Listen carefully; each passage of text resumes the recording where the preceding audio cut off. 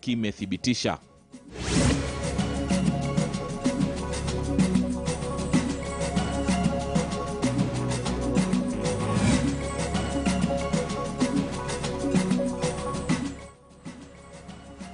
Na karibu kwenye taarifa kamili za Mbiu ya KTN alasiri hii. Mtazamaji, baada ya kusubiriwa kwa muda mrefu, hatimaye shehena ya kwanza ya chanjo ya corona imewasili hapa nchini Kenya. Ndege ya Qatar Airways ilitua katika uwanja wa ndege wa Jomo Kenyatta na chanjo hiyo ikapokelewa na Waziri wa Afya Mutahi Kagwe, Waziri wa Uchukuzi James Macharia na wawakilishi wa Shirika la Afya Ulimwenguni yani WHO na Shirika la Umoja wa Mataifa la UNICEF. Hii ni baadhi ya shehena zinazotarajiwa kuwasili humu nchini baadaye ili kuwapa chanjo asilimia 30 ya Wakenya. Mwanahabari Beldin Waliaula na taarifa hiyo.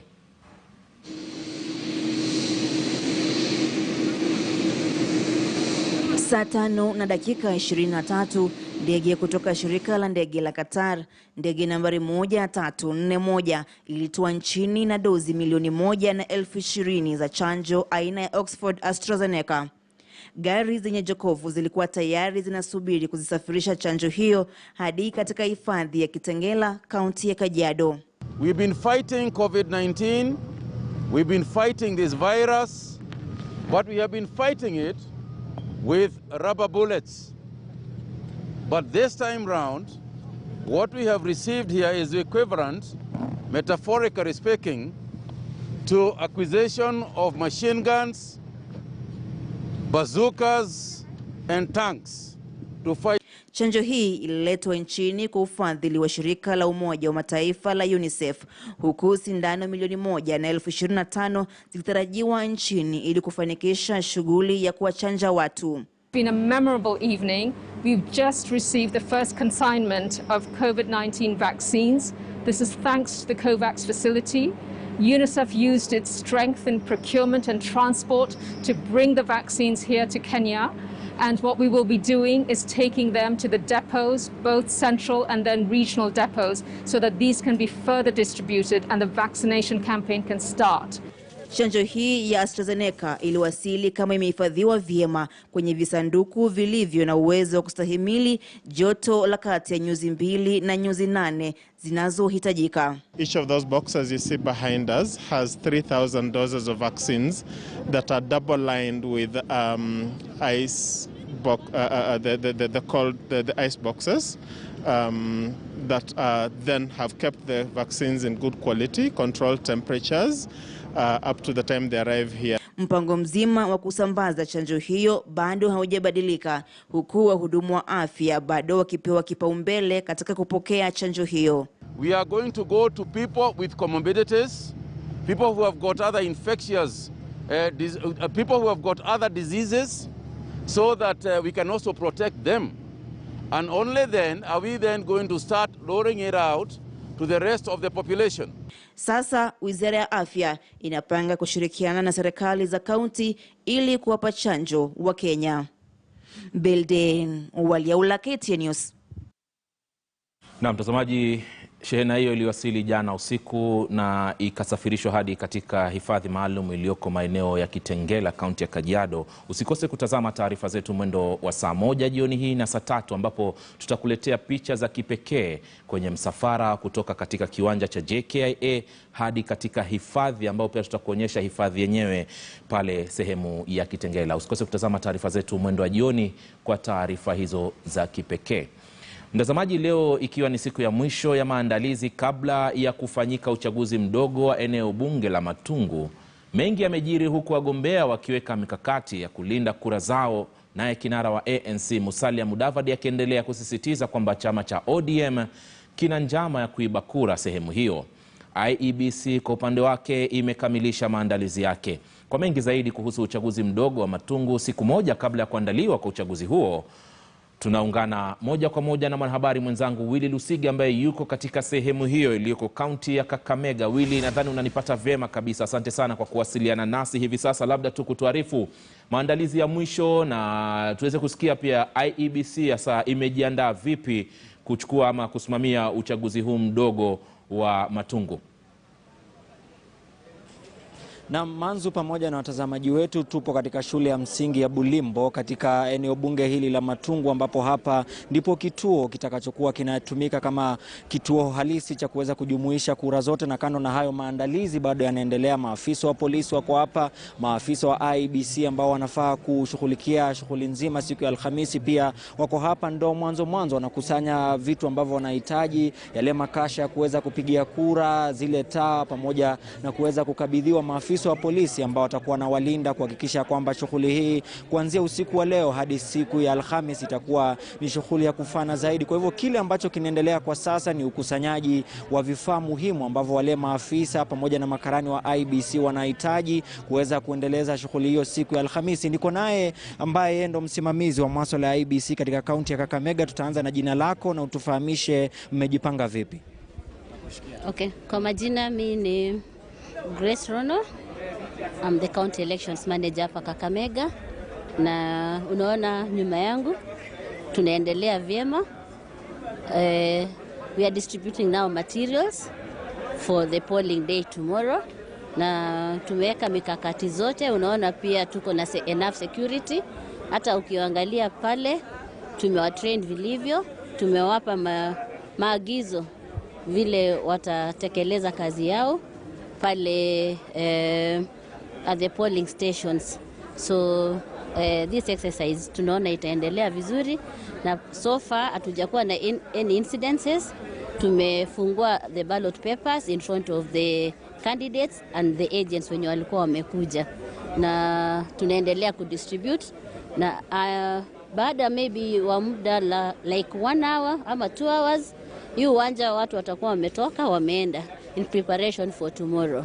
Mtu atauliza labda mna vituo vingapi, the polling station number? Tuko na vituo 116. Yeah. Na maafisa wangapi, makarani vile? Katika polling station tuko na 1 presiding officer, 1 deputy presiding officer, 3 clerks plus 1 COVID clerk mwenye atatusaidia pia kupangisha laini, kwa sababu lazima tufuate maagizo ya serikali ya COVID-19, na pia maafisa wawili wa ulinda usalama. Labda tulisikia baadhi ya viongozi wakidai huenda maafisa wa IEBC wameingizwa mfukoni na vitu kama hivyo. Kuna mwingine alidaiwa labda ni mfanyakazi wa kaunti. Umechukua hatua? Asante kwa hilo swali. Tumetatua kwa sababu wakati wa when we request for poll officials hatuwezi jua nani ni nani, na we share our list with political parties, and also we share our list with the candidates, such that kama kuna mtu, iwapo kuna mtu mwenye I mean they can point out and say this is a person mwenye anafanya county, wangesema mapema. Lakini hata hivyo tumechukua hatua. Huyo officer mwenye alikuwa hapa hayuko tena nasi, tumeredeploy elsewhere, hata kuwa tena hapo. Labda kuna changamoto ambazo mnatarajia kabla ni kuache uende? So far so good, tunashukuru Mungu, na tunatarajia watu wa Matungu waje kwa wingi, waje wapige kura, wachague mtu mwenye wanampenda. Labda mtazamaji ambaye ni mpiga kura wa Matungu anauliza kesho afike saa ngapi? Sasa kesho tunafungua vituo vyetu asubuhi saa 12 na tunafunga saa 11 jioni. Asante sana na tunakutakia kila laheri. Kwa hivyo Manzu, hawa ni afisa ambaye anashuhudia yale masuala ya upigaji kura siku ya Alhamisi. Ni bora pia nizungumze na mtu mmoja kutoka eneo hili. Tufahamishe jina lako na unatarajia nini? Mimi naitwa Desterio Kumu. Kwa majina Desterio Kumu. Nafikiri natarajia kwamba kura hii itakuwa ya utulivu, ya amani, ili mwananchi wa kawaida apate kuelekeza kura yake mahali ambapo inafaa. Manake tumeona wakati wa campaign zimekuwa za kufana, zimekuwa na bashasha, lakini kila upande imejaribu sana kuzingatia sheria. Kwa vile tumekuwa na kampeni nzuri na watu wamejitokeza vizuri kusikiza wagombeaji wa viti hivi, basi bila shaka tumaini letu kubwa mno ni kuona kwamba kura hii imeenda sambamba na mwananchi wa Matungu amepata kupiga kura hii na haki imepatikana. lakini vile tumeona ni kwamba kura hii iko na mambo ya kitaifa ndani. Manake tumeona vigogo wengi wamekuja hapa kupigia debe watu wao. Raila amekuja hapa, Musalia amekuja hapa na wenzake, pia vile vile watu wa UDA wamekuja hapa. Kwa hivyo imekuwa ni wazi kwamba kampeni hii imekuwa ni ya kimataifa, na imebuka kwamba sasa wananchi wa Matungu wako na fursa ya kupiga kura yao mahali ambapo inafaa waelekeze. Naam. Asante sana. Na labda unadhani kwamba amani itakuwepo? Manake kumekuwa na madai labda kutakuwa na vurugu. Kumekuwa na madai haya ya vurugu hapa na pale, lakini jambo ambalo nashabikia sana ni kwamba vitengo vya usalama vimeweza kuweka askari wengi mno. Ukiangalia eneo hili kuna askari wengi mno. Hiyo ni ishara kwamba Ministry of Interior imeweza kuangazia jambo la usalama. Manake ndugu, kampeni hizi zimekuwa moto, na kwa sasa hivi race imekuwa ni tight. Kwa hivyo una expect ya kwamba wale wawaniaji waweze kuwa na mioto na ile mirindimo ya kuweza kukuwa na bashasha ya kwamba ni nani atapita. Kwa hivyo serikali yetu imefanya vyema sana kuweka askari wa kutosha eneo hili ili mwananchi wa kawaida awe na usalama na apige kura kwa njia ya usalama. Asante sana, tunashukuru sana. Manzo, ulivyosikia na mtazamaji wetu ni kwamba kila kitu kiko sawa katika eneo la Matungu. Tunasubiri tu kuanzia hapo kesho mida saa 12 asubuhi ambapo tutakuwa na kupeperushia upigaji kura huu moja kwa moja kutoka eneo la Matungu hadi shughuli itakapokamilika na mshindi kutangazwa. Manzo. Asante sana Willy Lusige. Mtazamaji, Willy Lusige ndo atakuwa mwanahabari wetu tunayemtegemea kutoka eneo lile la Matungu, akiwa na wenzake wakituletea taarifa hizo kwa njia ya moja kwa moja kuanzia hapo kesho nyakati za asubuhi. Hivyo basi usikose. Vile vile ikiwa zimesalia saa chache kabla ya uchaguzi mdogo eneo bunge la Kabuchai, kaunti ya Bungoma kule, tayari hali ya taharuki imezuka kutokana na chaguo la kituo kikuu cha kuhesabia kura. Wanachama wa UDA wamesema kwamba watasusia uchaguzi endapo tume ya IEBC haitowapa eneo mwafaka la kuhesabia kura. Mwanahabari Elvis Kosgei alifuatilia taarifa hiyo na hivi sasa ametutumia ili tuweze kuipata kwa kina. Shukran mtazamaji, tunajia katika eneo la Sikata ambapo liko katika eneo bunge la Kabuchai, ambapo kwa bahati nzuri tumebahatika kumpata mgombea Evans Masinde Kakai kwenye chama cha UDA. Hii kwamba ni kipindi cha lala salama. Hapo kesho tunataraji kwamba wapiga kura hasa katika eneo bunge la Kabuchai watakuwa wanatoa uamuzi na tutajua hasa ni nani hasa atayefika katika utepe na kutoa ule mkoba ambao uliachwa na marehemu James Mukwe Lusweti ambaye aliaga mnamo Disemba mwaka uliopita. Asante sana bwana Evans Kakai kujiunga nasi kwenye leo mashinani. Najua kwamba kumekuwa na kampeni nzito, hasa tumeona kwamba viongozi mbalimbali, wewe vile vile umejitosa na kumenyana na wenzako. Ni kinyang'anyiro ambacho tumeona kwamba tayari wagombea zaidi ya 8 wamejitokeza. Je, katika kipindi hiki cha lala salama wakazi watakapopiga kura hapo kesho, ujumbe wako utakuwa ni upi?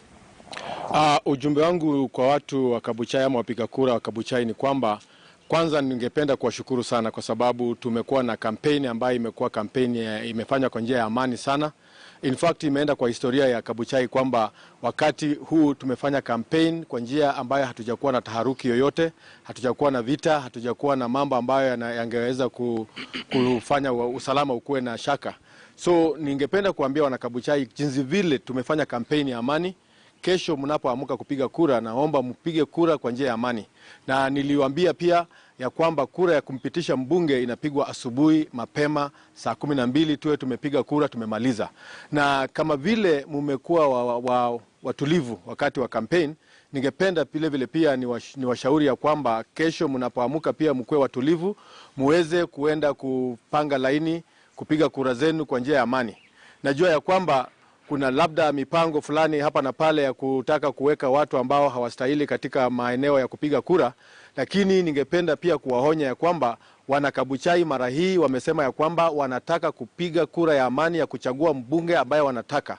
Hawatakubali mtu yote kutoka mahali pengine pale akuje alete hali ya kutokuwa na usalama. Tungependa kuambia wapinzani pia wafuate mfano ule, wapige waimize wafuasi wao waamuke kwa njia ya amani, wapange foleni, wapige kura wakijua kwamba kuna maisha baada ya kesho. Asante sana. Wacha nihusishe wabunge ambao wamekuwa bega kwa bega mkipiga kampeni. Je, umeridhishwa na mchakato mzima wa IEBC, na wakati wapigaji kura wanakapoenda kupiga kura hapo kesho unatarajia nini?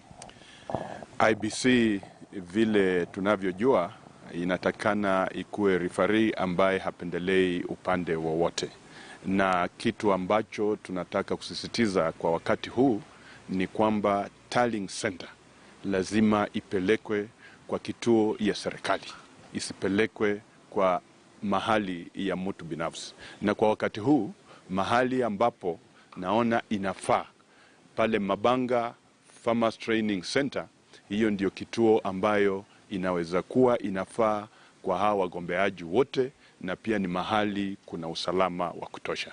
Kwa hivyo tunataka tu kuambia IBC wao wasikue ndio wanataka kuharibu hizi kura, kwa sababu mchakato wa campaign vile umeendelea, tumekuwa na amani ya kutosha na wananchi wa Kabuchai wamekubali kuchagua kiongozi wao, na najua kwamba hiyo ikizingatiwa, IBC wacha wafanye kazi yao bila kuegemea upande wowote ama bila kusaidia mtu yeyote ambaye amesimama kura. Tumefanya siasa mzuri. Tulikuwa tunauliza wapinzani wetu wako wapi. Tumewaona jana. Saa ile wamefunga kampeni, ndio hao wameanza kampeni. Na wanafanya openly tu. Ni sasa kura imeanza kukampeniwa jana. Na huku sisi serikali ama IEBC imesema kwamba kura imefungwa, sasa ni sisi tunafanya mipango zetu za agents na vitu zingine. Agents wetu wanatakana wawe macho kabisa wakiangalia mambo ya clerks na hao watu wa Fort Kenya wakipika kura, because hataki kura ibiwe. Nina haki ya kwamba sisi kama UDA hii kura tunaenda kushinda asubuhi mapema, because hawa wamekuwa hawa campaign. Asante sana. Ndizo hisia kutoka kwa baadhi ya viongozi hasa wa eneo bunge la Kabuchai, wakisema kwamba ni nia na madhumuni yao kwamba watapofika katika shughuli nzima ya uchaguzi pawe na amani, pawe na haki na usawa. Kwa hiyo ni jambo ambalo tutakuwa tukilifuatilia, na hasa kuwapa ni je yapi yatakayojiri hasa katika kinyang'anyiro hiki katika eneo bunge la Kabuchai, kaunti ya Bungoma. Asante sana Elvis Kosgei kwa taarifa hiyo. Mtazamaji, tukiendelea na taarifa zaidi pia inayoambatana na maandalizi ya kura hapo kesho, kamanda wa polisi eneo la Nakuru ya Magharibi kule Samson Gathuku ameyapuzilia mbali madai kuwa ipo njama ya kuwahusisha maafisa wa polisi katika kuzua rabsha na kuiba kura katika uchaguzi mdogo wadi ya London kule Nakuru, kama alivyodai seneta wa Nakuru Susan Kihika. Kamanda huyo wa polisi amemtaka Kihika kuwasilisha ushahidi wake mahakamani. Wakati huo huo, tume ya uchaguzi na mipaka nchini IEBC imekutana na wagombea wote katika uchaguzi huo mdogo walipokuwa wakipokea vifaa vya kupigia kura. Ibrahim Karanja amekuwa akifuatilia taarifa hiyo. In Nakuru County we have two by-elections. One is here in London, which has 29 polling stations. And we also have one in Hell's Gate in Naivasha constituency with 41 polling stations. Today is the 3rd of March, 2021, and the by-elections are taking place tomorrow. So what basically we are doing today is to put our materials together. As you can see, the work that is going on here, we have witnessed the opening of the pallets of ballot papers. Our staff are packaging all the other election materials. And I think in an hour or two, the presiding officers are going to be here. Each one of them will take time to confirm their materials, that they have everything that they need. Once they have confirmed, the returning officer will issue them with ballot papers, and they will leave to the station. So basically, all the presiding officers will sleep at the polling stations today, so that they are able to wake up very early in the morning. We expect them to be up by 4, set the station. Polling begins exactly 6 a.m. And it goes on up to 5 p.m. in the evening. Tumejipanga vizuri, ambaye every stream itasimamiwa na armed police officers. Na tutakuwa na patrol ije na ndani ya kituo ambayo those is the polling stations.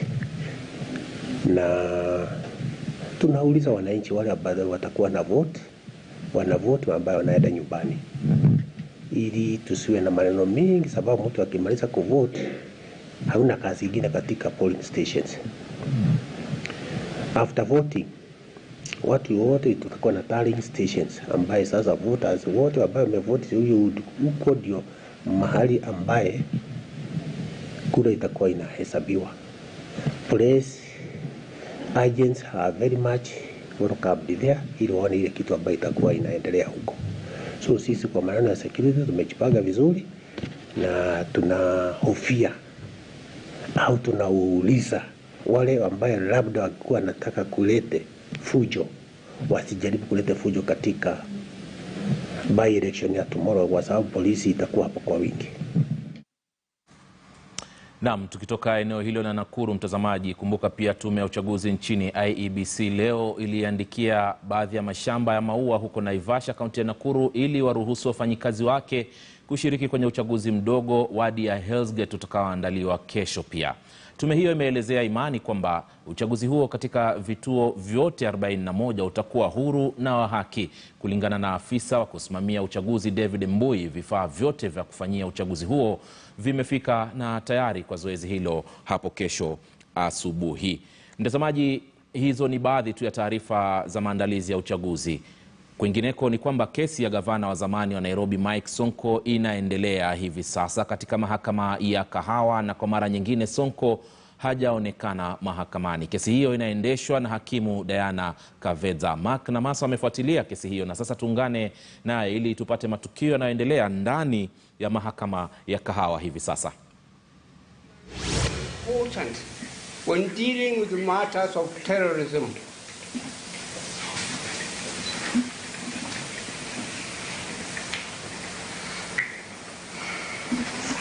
And even indeed, if you look under Article 51,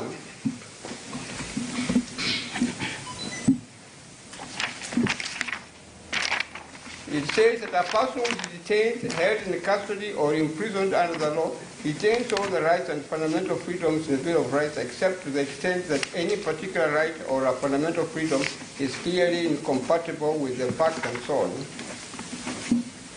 A person who is detained or held in custody is entitled to a petition in order of habeas corpus and so on. It's Article 51, the extension. Yeah. The extension, Your Honor, according to your ruling, was made under a specific provision of the law. Now, nothing having been done within the time you gave, this matter cannot be revisited at all.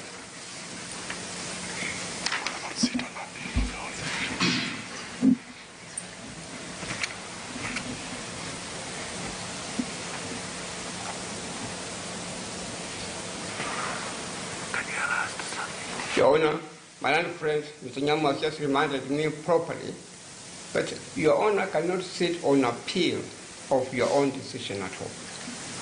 That is the correct law.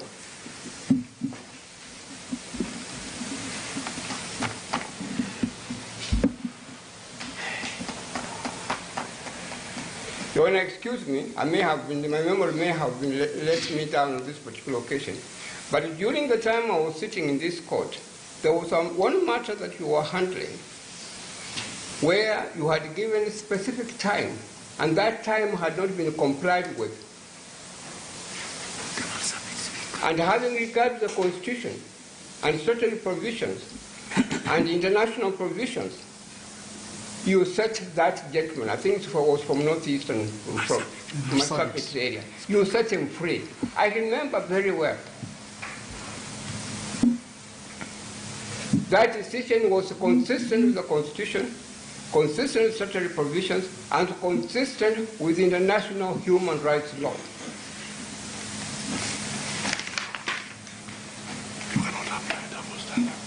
There should be not, with respect, there should not be any double standards at all.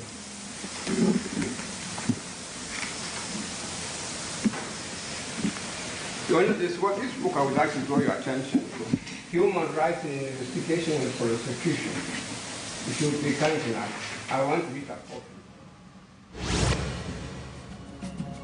Mtazamaji, huyo ni wakili John Khamino ambaye anayemwakilisha gavana wa zamani Mike Sonko kwenye kesi hiyo, lakini hayuko, anamtetea dhidi yale makosa ya ugaidi. Baadhi ya waliofika mahakamani hii leo, mtazamaji, naarifiwa kwamba ni Clifford Ochieng na Benjamin Odhiambo.